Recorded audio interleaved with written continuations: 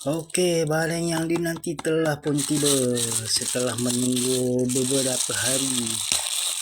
Barang yang aku order dekat satu seller ni sampai juga akhir. Okey, kita nak unboxing sikit. Ada kod kat sini. Oh, dia dah. Oi,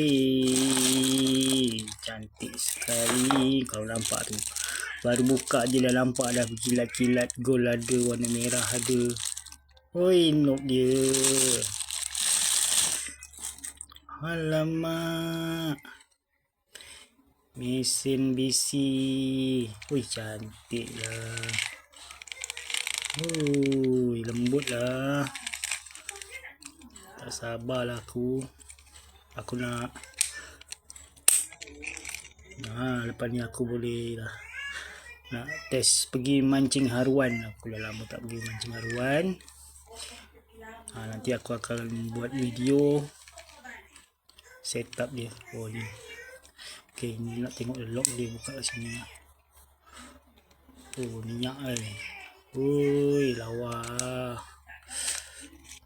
Ui, nampak ni. Ni dia punya brake Ni je brake Ni dia punya spool Nampak. Spool dia cantik Spool dia dalam boleh masuk tali, mungkin kalau saiz kecil boleh masuk 100 meter boleh masuk. Ni brake dia. Okey, nanti aku nak pasang tali. Knob dia pun cantik. Knob dia getah. Ni semua besi. Ni kunci drag dia. Ni kunci drag. Ini kunci spool. Ini kunci spool. Okey, tak ya. Adjust dulu. Wih, lembut baik. Ui, oh mantap. Boleh buat mancing-mancing.